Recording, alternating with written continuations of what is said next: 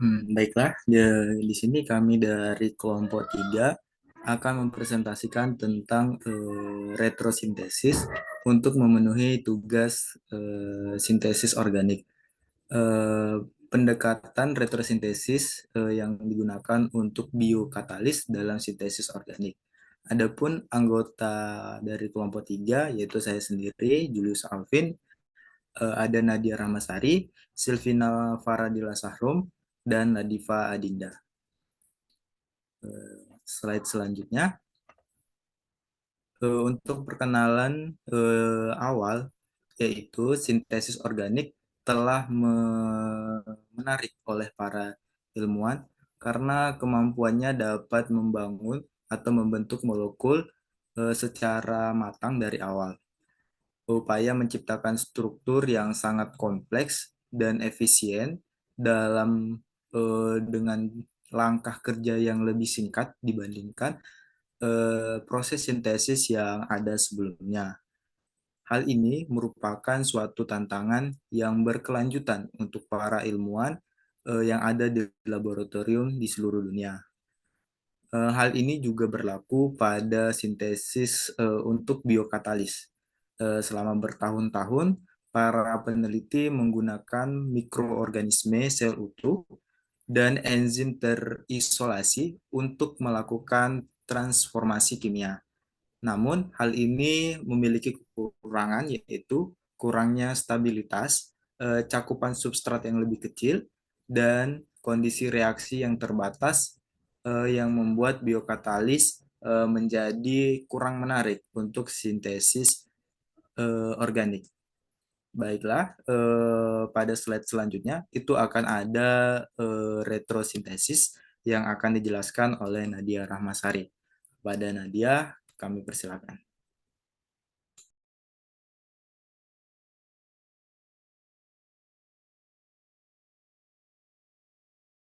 Baik, terima kasih kepada moderator. Di sini saya akan menjelaskan tentang retrosintesis dan sintesis pada drug lazim dengan menggunakan kira amino ini.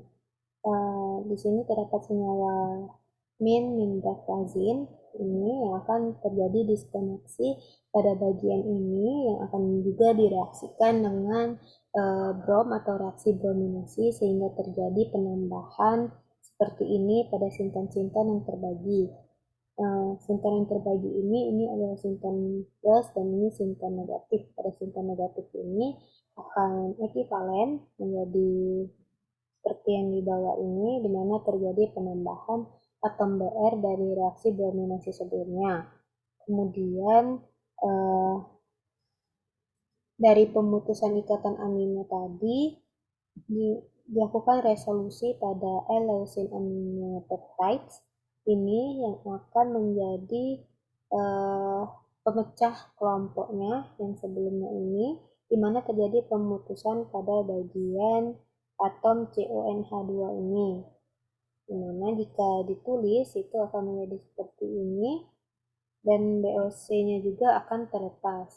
Sehingga hasil akhirnya itu akan menjadi senyawa yang berada pada nomor 7 ini, dimana akan diisi semua dengan atom-atom N ini.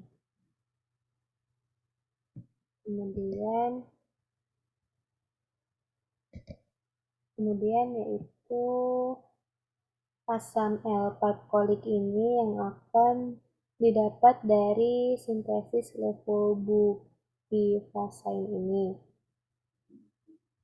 Pada sintesis ini, levobupivacain ini akan mengalami diskoneksi pada bagian sini yaitu dekat dengan atom O dan juga NH, di mana pada atom O ini akan terjadi penambahan atom OH akibat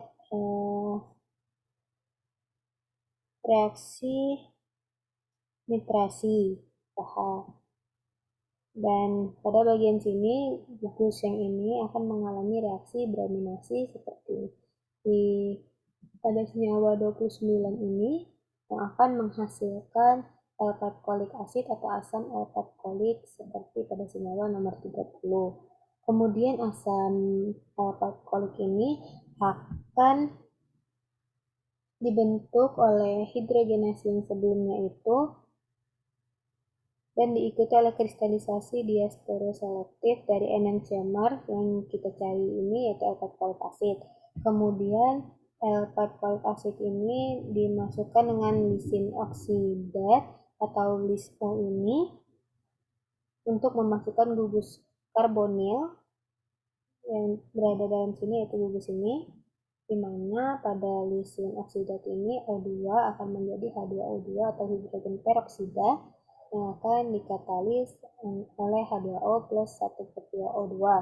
Kemudian direduksi asam L-picoic ini menjadi D-gluconolacton atau dextrogluconolacton ini, di mana dextrogluconolacton ini jika ditambah dengan energi NADPH atau NAD+ dan juga dextroglucose akan menjadi alkoholik asid 3.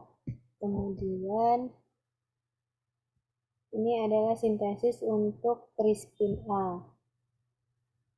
Sintesis pada crispin A ini yaitu pada senyawa crispin A ini akan mengalami reaksi sulfonation yaitu penambahan gugus S dan juga senyawa lainnya yang terikat seperti pada nomor 35 ini kemudian akan membentuk senyawa nomor 36 ini di mana akan mengalami diskoneksi pada bagian sini yang akan digantikan dengan CHO. Kemudian crispin A yang ini akan membentuk senyawa pada nomor 34 ini, yaitu membangun kerangka crispin A4 yang berasal dari siklisasi Bisclarna-Pilecki dari bentuk antara homoferratilamin dan G-valerolacton, yaitu ini. Selanjutnya saya kembalikan kepada moderator. Baiklah, untuk slide selanjutnya itu ada retrosintesis yang akan dijelaskan oleh Ladiva. Kepada Ladiva, kami persilahkan.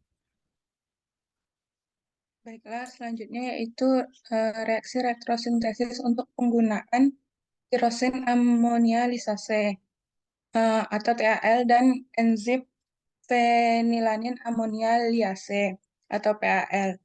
Pada reaksi tersebut digunakan yaitu sintesis levodopa, di mana produksi levodopa ini merupakan biotransformasi berbasis lisase menggunakan sel Erwinia herbicola NH3 dan tersuspensi dengan aktivasi tirosin amonia liase. Kemudian pada gambar 43 ini terjadi diskoneksi membentuk senyawa setasol dan pyruvic acid. Kemudian untuk yang kedua yaitu digunakan enzim PAL atau fenilanin amonia lisase, di mana enzim ini digunakan untuk sintesis zat antarkiral. Yang disintesis pada reaksi ini yaitu sintesis asam karboksilat indolin kiral, di mana sintesis ini berjalan menggunakan reaksi Indol-Fischer yang diikuti dengan resolusi klasik atau enzimatik untuk mensintesis kerangka karbonnya. Seperti pada gambar 46 ini. Kemudian hasil dari sintesis ini, senyawanya itu terbatas sehingga dilakukan reaksi hidrogenasi asimetris yang dapat mengubah zat pada gambar 50 ini menjadi amina kiral pada gambar 52, di mana hidrogenasi asimetris ini membutuhkan katalis rhodium dan ligan kompleks untuk mencapai enantioselektivitas tinggi untuk zat antara seperti pada gambar 52 ini. Kemudian siklisasi untuk mendapatkan kiral indolin pada gambar 46 ini dilakukan dengan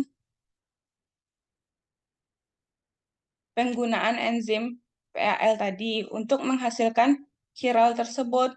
Kemudian sebelum dilakukan siklisasi untuk membangun ikatan CN antara amonia dan turunan asam sinamid, produk yang diproduksi yaitu turunan fenilanin pada gambar 52.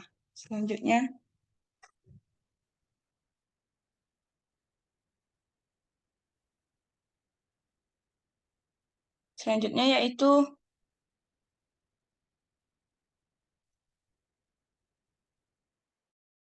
transaminase amina yang direkayasa digunakan untuk sintesis asimetris sitagliptin,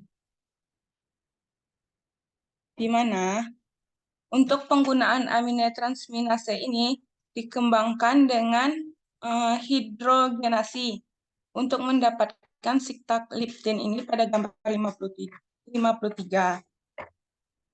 Analisis retrosintetik sintesis sitagliptin ini ya, untuk pada gambar 54 yaitu prosiktaliptin,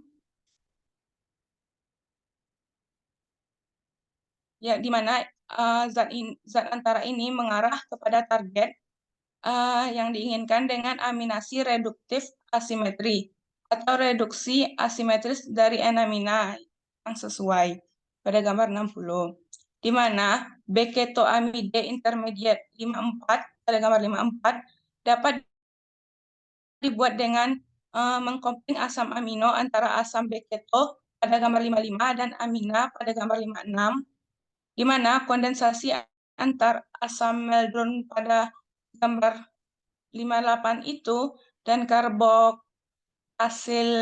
asilik pada gambar 59 itu akan membentuk senyawa asam beketo pada gambar 55. Di mana reaksi ini dibentuk melalui reaksi kondensasi. Baiklah, selanjutnya saya kembali. Baiklah, untuk slide selanjutnya saya akan menjelaskan bagian di sini pada layar. Di situ sudah diberikan nomor-nomor pada setiap struktur.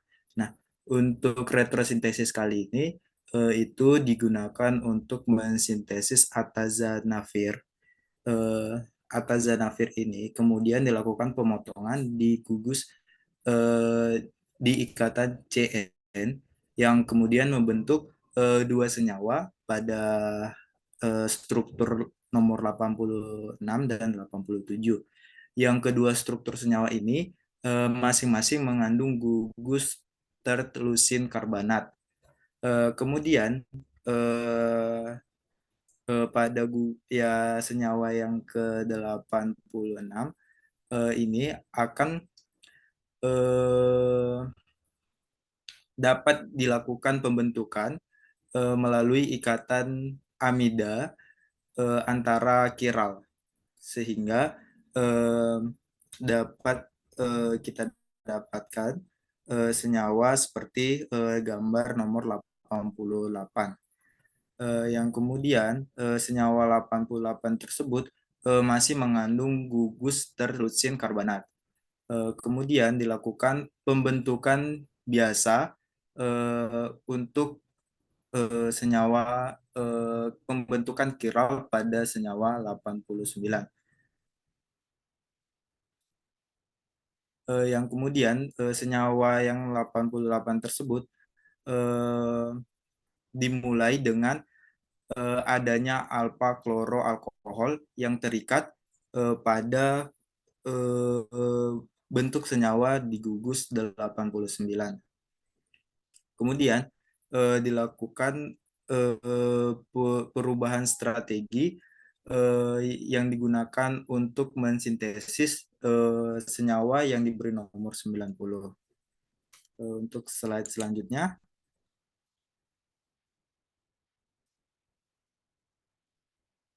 Nah, di sini juga, maaf Nadia, salah slide.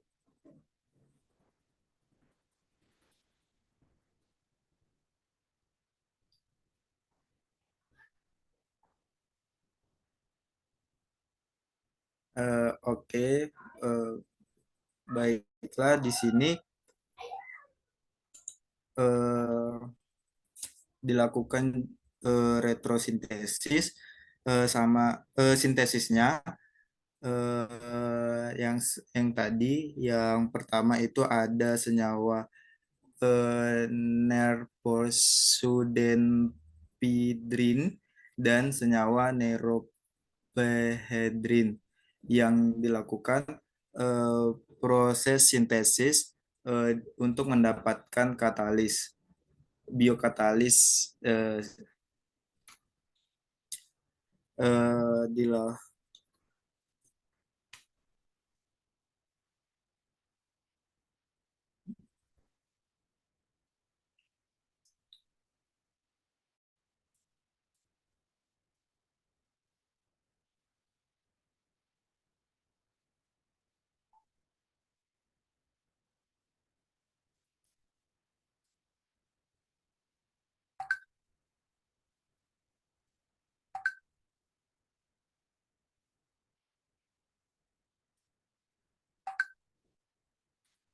dilakukan proses di koneksi. Eh, jadi untuk pembentukan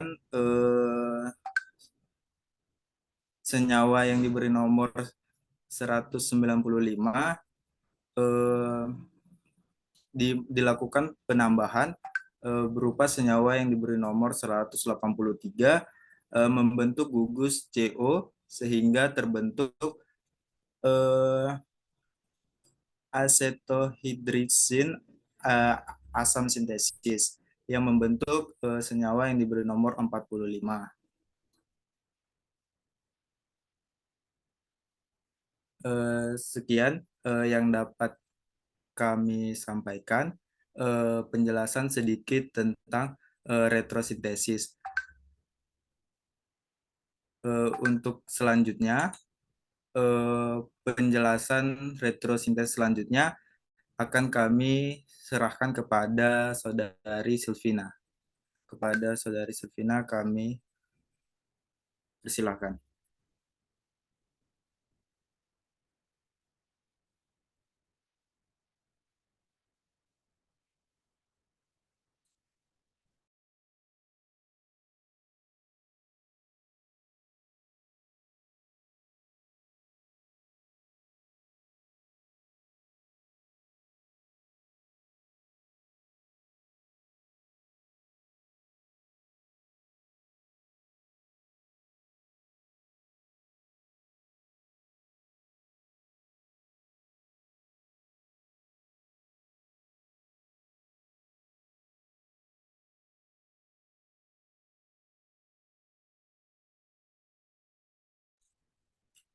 Baiklah, sekali lagi untuk Saudari Silvina untuk dapat menjelaskan slide retrosintesis. Kami persilakan.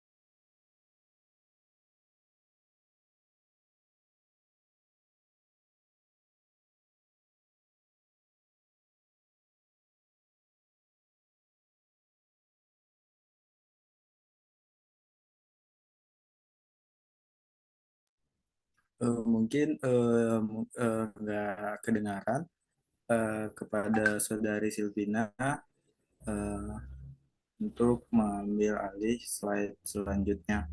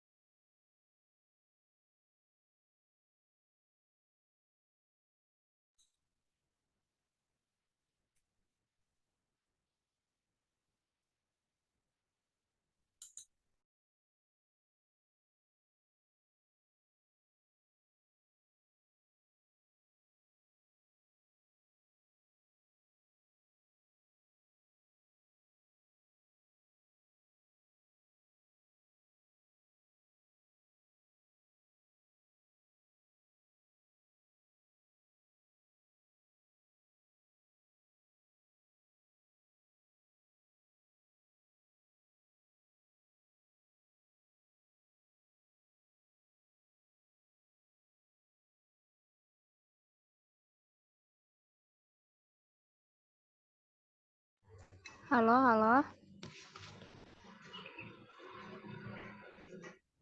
Oke, boleh Silvina boleh dijelasin pada slide ini.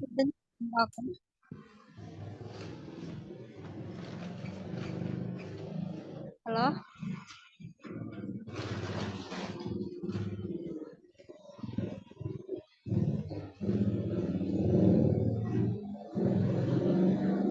Lanjut sih. Oke, di sini saya Silvina Faradila akan menjelaskan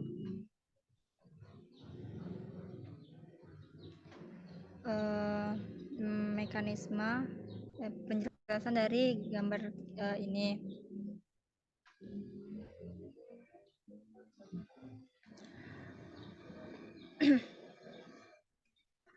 Jadi tuh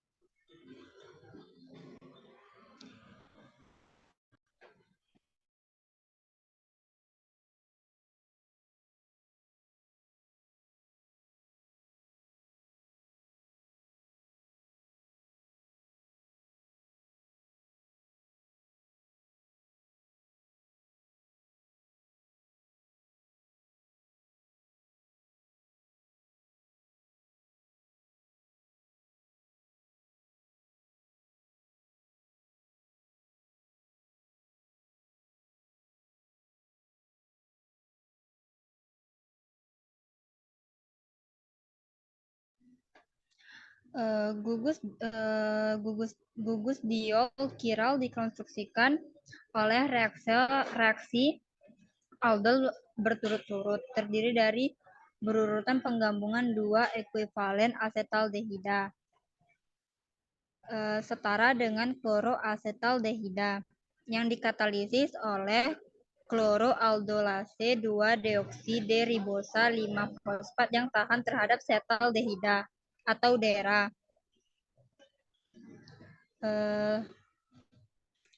Pada gambar 75 dan pada gambar 76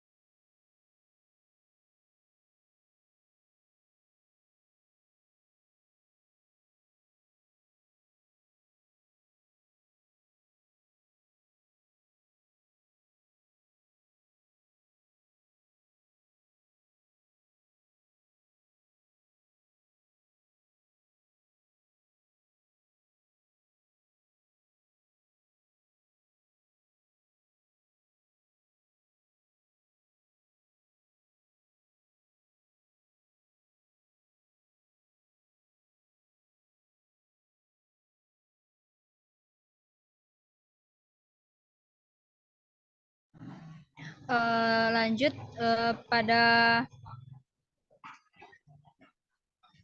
gambar 76 diperlukan untuk membangun bagian kiral dari diol dari molekul artevastatin dengan metode kimia yang berbeda. Analisis retrosintetik mengidentifikasi blok penyusun diol diserut dengan warna biru. Pemutusan langsung tion adalah untuk menghasilkan dua blok bangunan yang berasal dari kondensasi diol dan diketon pada 77.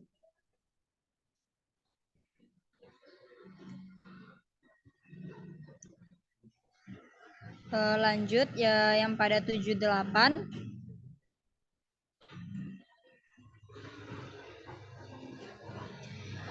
Pada 77 dapat dibentuk oleh reduksi dari nitril yang dapat dimulai dari 4 kloroasetoasetat melalui pendekatan biokatalitik yang melibatkan penggunaan etil 4 kloroasetoasetat yang sangat mudah didapat, yang mengalami bioreduksi yang dimediasi oleh KRET untuk menghasilkan ester 4 kloro 3 hidroksibutirat. Glukoenzim kosedehidrogenase atau GDH berfungsi untuk daur ulang kofaktor melekat dalam proses ini. Lanjut pada 78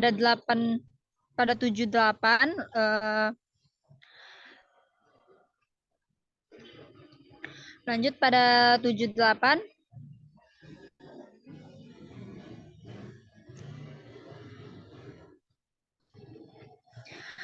setelah aldol bereaksi lalu diikuti dengan diester O-selektif reduksi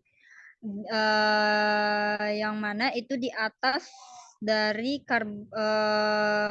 karbonil yang baru grup karbonil yang baru lalu kiraldiol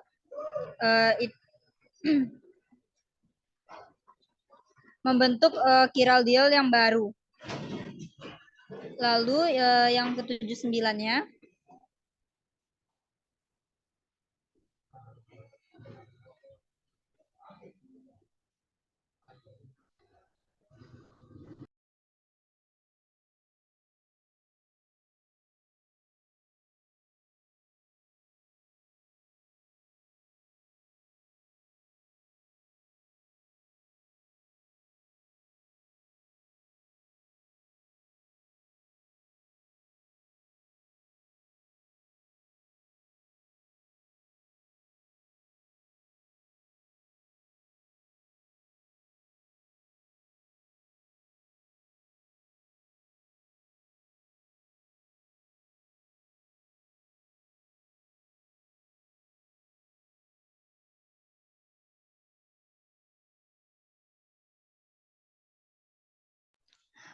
lalu kemudian setelah reaksi aldol diikuti dengan reduksi pada karbonil baru, kelompok yang dibangun karena diol yang terbentuk.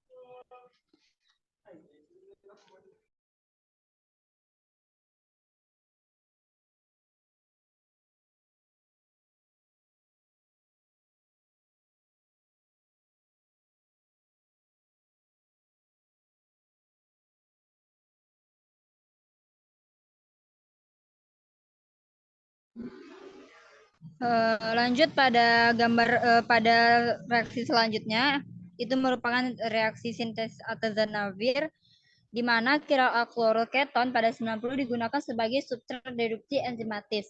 Analisis retrosintetik atazavir yang terdapat pada nomor 85 sintesis mengungkapkan bahwa ada dua zat yang berutama pada 86 dan 87. Masing-masing gugus mengandung terleusin karbanat yang juga dapat disintesis dengan bioteknologi.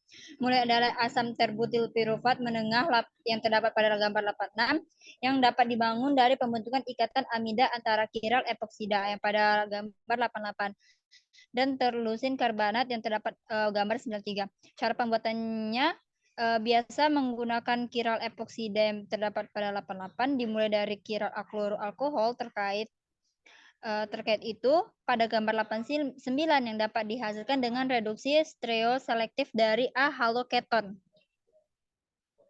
Baiklah, sampai sini saya akan kembalikan pada